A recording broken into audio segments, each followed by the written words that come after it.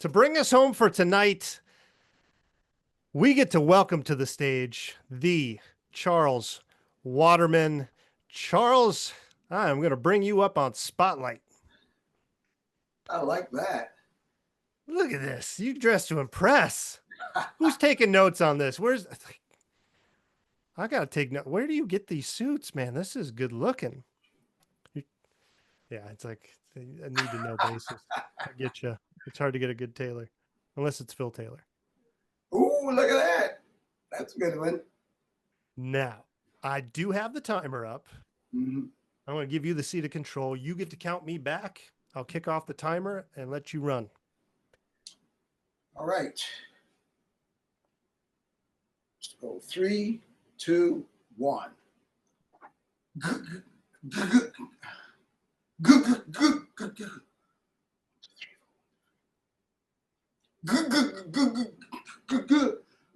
Good evening, everyone. From the age of 5 to about 15 years old, that is how I started my day. Just struggling to release the words good morning, or even worse, dad.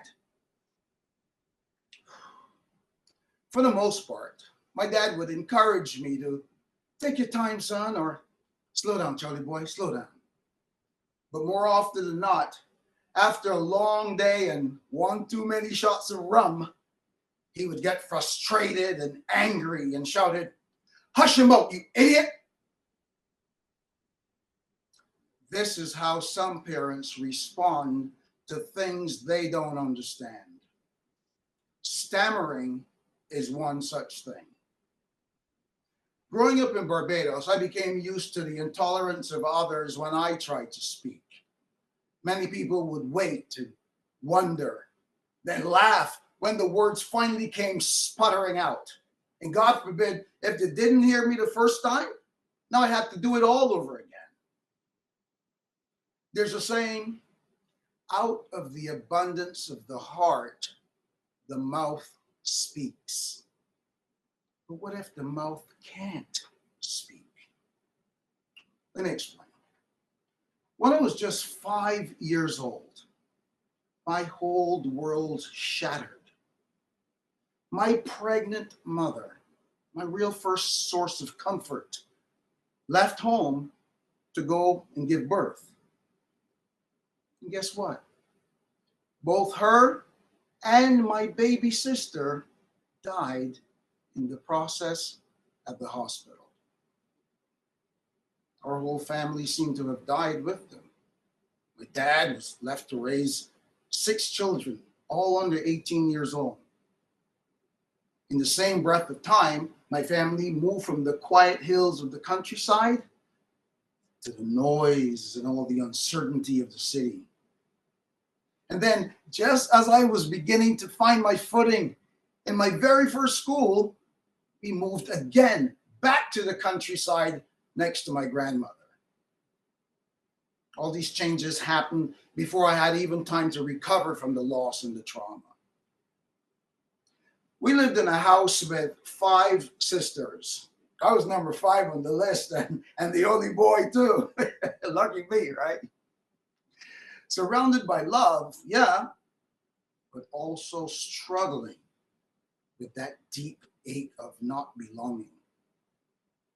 I was angry, confused, and alone, missing my mom. Somewhere, somewhere all in this, my voice began to break.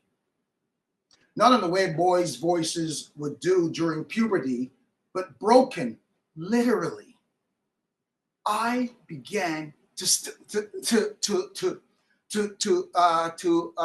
stammer. At first, it was just a pause, a stumble, at the beginning of sentences and so on. Then it became much more severe. I would often have to count from 1 to 4, kind of like I just did, just to begin speaking. It was as if my words were just trapped in behind a locked door, And when I did manage to speak in school, my classmates, they all laughed. They mocked me. And I fought every day, sometimes 2, 3 fights before the morning school bell even rang. But hey, I had a perfect record though. 0 wins out of over 100 fights. Oh boy, you see, people often think of stammering as just a speech issue, but it's more than that. It's emotional, it's social, and it is silent suffering for me because I retreated in silence from the fear of being ridiculed. Stammering or stuttering affects about 1% of the population. President Joe Biden, Steve Harvey, and many famous people stammer. It often begins in early childhood and is believed to be caused by a mix of genetic and environmental factors. But here's one important thing to understand. Stammering isn't a reflection of intelligence. I'm living proof. It's not a character flaw either. And it's certainly not something any child chooses. For a child, especially one who's grieving, or displaced, or longing to feel seen, stammering can be devastating. It can rob them from their confidence, isolate them, shut down their self-expression. My turning point came, though, not in the therapist's office. Trust me, in Barbados, there was no such thing back then, but at my grandmother's kitchen table. She saw something in me that I could yet see in myself. No. She would always say, Chaz, don't worry, sweetheart. The Lord is going to open a door for you. And so, between the ages of 7 and 14, every Sunday after church and her chicken and rice, she'd hand me the newspaper or the Bible and ask me to read out loud. At first, it was excruciating. I stumbled and fumbled. I wanted to quit. But she was so patient, and I kept going. Little by little, something happened. The stammering began to fade. The words started to flow more freely. But then something else also happened. I began to see the world of possibilities. Through the stories in the paper and the truth in the scripture, I believe my voice actually mattered. From reading, I started writing stories and poetry and speaking in public throughout the island. One small, consistent step at a time, I learned to speak. And not just speak, but speak with purpose. Resilience isn't built in the absence of pain, it's built in the middle of it. Your weakness doesn't disqualify you. In fact, it may be the very thing that equips you to lead, to serve, to speak life into others. Remember, Proverbs 18:21 says, the power of life and death is in the tongue. So, write this down. Your pain may be your platform. Number 2, one voice can change everything. Resilience is built, not born. Those are 3 things I'd like to leave you with. Because today I stand before you, not just as a speaker, but as a living example that your past doesn't have to silence your future. I no longer count from 1 to 4 to start my sentences, but I do count my blessings. I do count my opportunities, my gifts. I count the doors that God opens for me every day. I count the messages that I deliver to people like you to bring you hope. And I tell you one thing, if you are facing something that feels impossible, remember, You don't need to be perfect to be powerful. You just need to begin because your voice matters. It does. Your story matters. You matter. I'm Charles Duncan Waterman. Thank you so much for the opportunity to serve. Woo! A round of applause. Everybody, please, for Charles Waterman.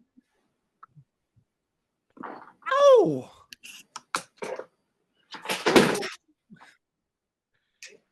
What is happening in this house tonight? I'm done. Yeah. I am floored. Charles, that was a powerful delivery and message. Just want to give you here your time that came in. Oh, wonderful. Come on in, This is please. my bride, man. This is my bride. She is the one who has been listening to me practice this all week. And I tell you, she helped me a lot. So you need a good wife or husband. Oh, you're lucky. You have somebody that brings heart, passion, Thank you. inspiration to so many people. Is that Olivia that's watching? Oh, my daughter Olivia is watching. My son Alex is watching. Oh man, don't do this to me right now, people. Oh my goodness, where's my people? Olivia is here. Alex is here. My good friend Kim is here. I got my colleagues from Barbados here. Oh my goodness, man! I forgot that everybody was going to come. I was so nervous. This thing, I I'm just tag getting it off now, man. I am so glad that people that are close and in your life get to experience the power of your voice as Wow. you just delivered it.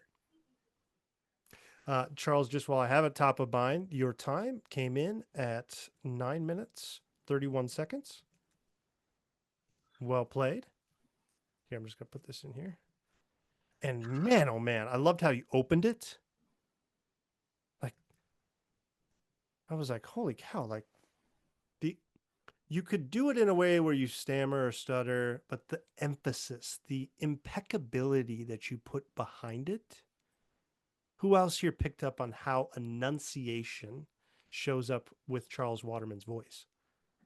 You really have honed your delivery in the use of word. Yeah, see that in the chat. This is a masterclass on what that gets to look like. I love the use of your volume. You bring it up crescendo, you tone it back, get soft.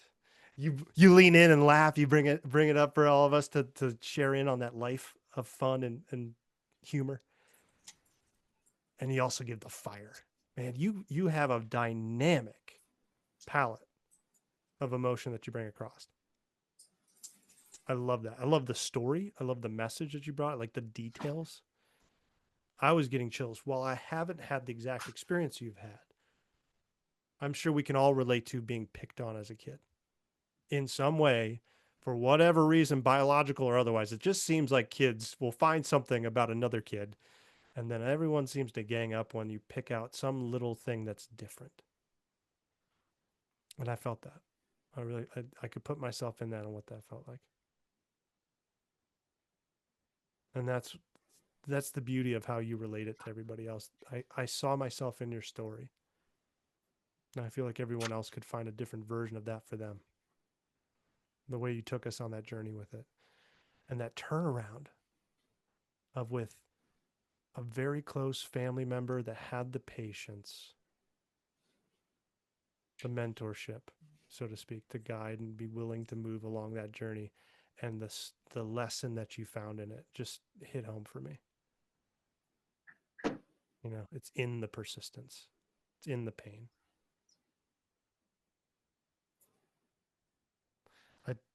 I wanted to write notes, even when you told me to like, okay, write this down. And I was like, I don't want to take my eyes away because I was so captivated by how you showed up. And I think this is a good example for everyone here on the the thing, the breakdown, the pain, like the thing that I had to receive as a gift is the gift I give away. And so similarly with your challenge around communication, voice, and now who I experience, because I only know the Charles Waterman that's been showing up. I would have never guessed what you had went through. But I also, what I pick up is what it's like for a masterful communicator to deliver. That's the gift I receive from you, not just in your story, but it's who you're being. That's also a gift in that beautiful 9+ minutes, close to 10 that we got to receive. It's like this is what communication and enrollment looks like. Charles, my only thing here is time. I mean, you still had a good 30 seconds. I know you can fill time. And I think that's one of the only things, but similarly, just like we talked with John, you're not out of this yet, you know? So I just want to say I was moved by your speech. I'm really glad that people in your life got to experience it tonight. Powerful in how you showed up. Just the range of motion. I was envisioning in myself like watching.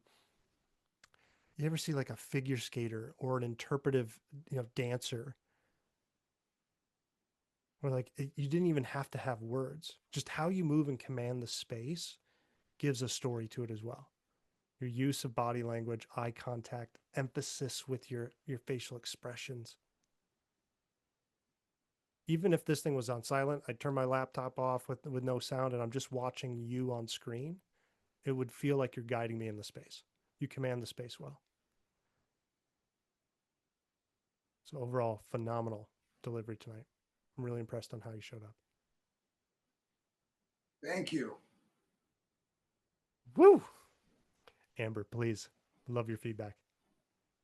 Charles, the fact that you have your wife and children and friends supporting you the way they're supporting you tells me everything I need to know about your character. So that boy that was struggling and you overcame that. Charles, you are an overcomer, and that is always going to be inspirational. So thank you for bringing that. Thank you for sharing such vulnerable times. I said it earlier in the night, and I'll say it again. Like, I definitely know why you guys are in round two. You certainly brought the heat. A couple of things. I loved your command of the room. I was with you. You know what I mean? Like, your you didn't have to have visuals to give the examples that you gave. You were able to show us. So John was masterful with visuals. You were masterful with your voice. You showed us your pain. You're right. Your pain can be your platform. You've certainly done that. You've found your purpose. You found your stride. And I am so honored to be the recipient of that story. So great job, Jules. Thank you, Andrew. Hmm. I do appreciate you and both of you and the opportunity to share my story with several people who only knew me as an adult, right? And it just goes to show you that we all have a stammer in our lives at some level, right? We might, in my case, it was stammer. In some other people's case, it might be being shy or whatever that stammer is in your life. Just work on it, keep pushing for it, and there is a way out. There is a way out. Mm. I'm awed at how you show up. To go from the experience that you had into who I see now in front of us. Would have never guessed. But I think you nailed it perfectly with your pain may be your platform. Hmm. Please, another round of applause for the Charles Waterman. Mm. I echo what Amber says. To see the support of those in your life show up to see you deliver says everything I need to know about you. Your energy is infectious. You enroll others around you. I love the dynamic aspect. You can go from like energetic and lively and fist pumping to